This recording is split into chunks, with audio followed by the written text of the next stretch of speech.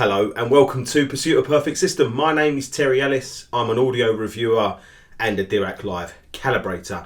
And in this video, I'm going to talk to you about speaker cable diamond wiring. Now, before some of you get the wrong end of the stick, this is not a video about a diamond type of speaker cable. That will be coming soon. This is actually a video made in request. Now, before I get into the topic, what do you think of this look for a video? It's obviously a little bit different to what I would normally do down in my listening room, which someone at a recent show called Your Listening Bunker, which I thought was quite interesting. This is actually where a lot of the Pursuit of Perfect System magic happens. Now, quite clearly, it's not where all the magic happens, but this is my office where I work. Now, I don't know if you can see behind me, that tree there is indicative that this was actually a bedroom for my young son up until very recently, where I kicked him out and stuck in obviously this big desk.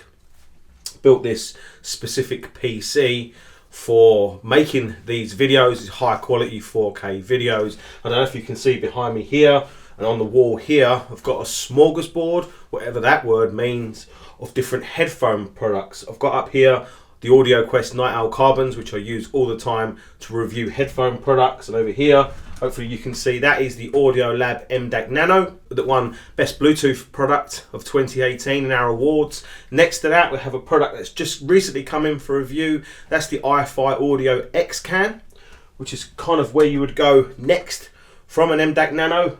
Next to that is the Ifi Audio iDSD Black Label, which is more of a standalone.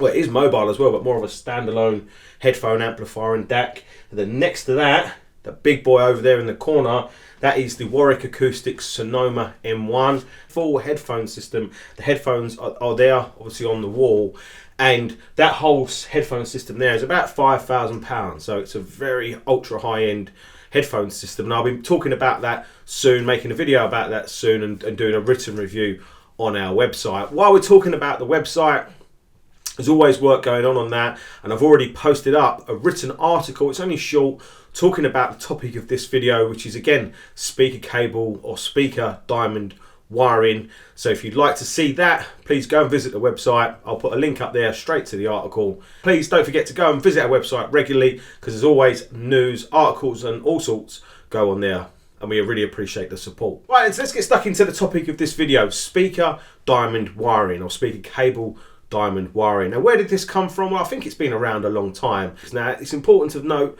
the speakers I'm talking about are speakers that can be bi-wired or bi-amped or tri-wired or tri-amped. And I would guess most people that have speakers like that wire to them in one of two ways. They either wire from the amplifier to the low frequency terminals and then link up to the high frequency terminals, or alternatively they might wire into the high frequency terminals and then there'll be a link down to the low frequency terminals. So why would you choose one method or the other? Well, and does it even really matter? Now, for many years I would always wire to the low frequency terminals and link up to the high frequency. My mindset was the bulk of the power from the amplifier going to the the mid-range or the low frequency, the bass drivers, they're designed for the most high current. So if we're feeding a couple of 100 watts from the amplifier to those first, then that would be the safest way to wire to a pair of speakers. Now, I've since read in speaker manuals that they suggest going the other way, wire to the high frequency terminals and then link down to the low frequency, because the high frequencies are more susceptible to signal quality, which kind of can make sense in another way. Does it really matter? I'm really not sure, because at the end of the day, we're just creating a circuit through the complete speaker back to the amplifier. There's crossovers in there as well. So does it really matter? Well, when I tried connecting to the low frequency and changing over to the high frequency, maybe I could hear a bit more sparkle and a bit more resolution, but would I be able to tell the difference in a blind test? Probably not on that one. So either of those ways is absolutely fine. Either method works perfect. Now, recently I was interviewing a speaker designer. He's also an audiophile. The topic came up about wiring to speakers, and I must have asked him the question, or he must have just brought this up, and he mentioned speaker diamond wiring. What came out of that conversation was that diamond wiring can actually reduce crossover distortion within a speaker. People have asked me to tell them and explain what is diamond wiring. It's actually really simple. If you look at this diagram, you can see essentially what will be the back of any pair of bi-wireable or bi-ampable speakers, and you can see we've got the high frequency terminals, we've got the low frequency terminals, and we've obviously got the positive and the negative, the plus and the minus. So as I mentioned before, some audiophiles might wire into the positive and negative low frequency terminals, and then there'll be a link up to the high frequency, or vice versa, they'll wire into the high frequency plus and minus, positive and negative, and then there'll be a link down. Now where diamond wiring is different is that we actually take the positive, the red or the plus from the amplifier, and we wire that into the high frequency terminal on the back of the speaker. Now instead of wiring the black or the minus or the negative into the high frequency minus terminal, we actually wire it into the low frequency minus or negative or black terminal. And then obviously it's important to link from the high frequency positive down to the low frequency positive, and it's important to link from the low frequency negative up to the high frequency positive.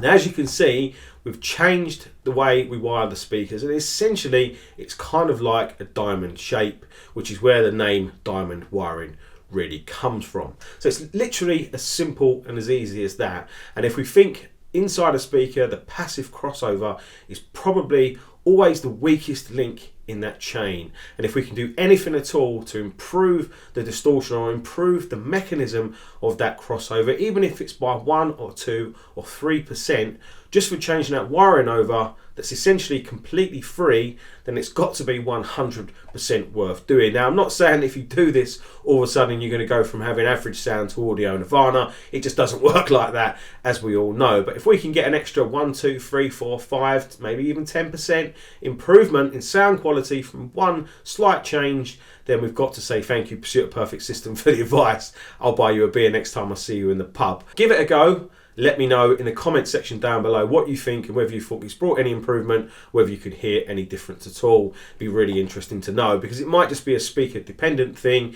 Obviously my speakers that I did it on were also the same company that I was speaking to the speaker designer. So essentially that seemed like really good advice. But why would it be any different for any pair of speaker? I'm not sure. So again, give it a try. Let me know down in the comment section. Now while I'm talking about this topic, I also want to talk about another thing that's I think is really important. Again, it's another small thing that we can do that can maybe give us an extra few percent again of clarity and improved sound quality, and that is looking at the actual links that we use between the high frequency and low frequency, or low frequency and high frequency terminals on the back of our speakers. Now when you look at more affordable and budget end speakers, certainly the ones that I've seen over the years, instead of having a piece of speaker cable between the two, they've just used a bar of maybe brass or some sort of plated copper, but it's more likely a bronze or a brass or a phosphor bronze material or something like that, because it looks really nice. But if you look at the conductivity charts and stuff like brass and phosphor bronze, it's really not very good. Now quite often for not much more money, we could either buy or make our own set of speaker cable links that match the speaker cable that we're using to link between the high frequency and low frequency terminals. Now this is something I've been doing for many years. It's something that I certainly do now using the reference speaker cable that we use, the Tellurium Q Silver Diamond. I paid extra and got the speaker cable jumpers or links or speaker links, whatever you want to call them, and I use them exclusively. So that would be my next little bit of advice. Try taking out the bits of wire or the bits of bar or whatever it is that link the terminals together. Change that out for a set of matching speaker cable that you're using. Give that a try and see what you think. So I hope this video has been helpful. It's a really simple topic, and it could help give you maybe an extra 2%, 3%, 10%, who knows, in terms of performance improvement for essentially nothing. And any free upgrades that we can get for our system, yeah, always worth taking and always worth having. And speaking of free upgrades, there's going to be some videos coming soon where I've actually got myself some free upgrades, not in the way that you might think it, but I've got myself some free upgrades which I'm really interested to try out, and there's lots of great things in Pursuit a Perfect System for review. I've been having a few technical issues, but once they're out of the way, I've got some really interesting products to bring to you, to talk to you about, do reviews of, song demonstrations and more. Hope you've enjoyed this one. Leave us a thumbs up. Make sure you go and visit the website if you haven't recently or haven't already, and that really supports the channel, so I appreciate you doing that, and I'll be seeing you soon. Take care.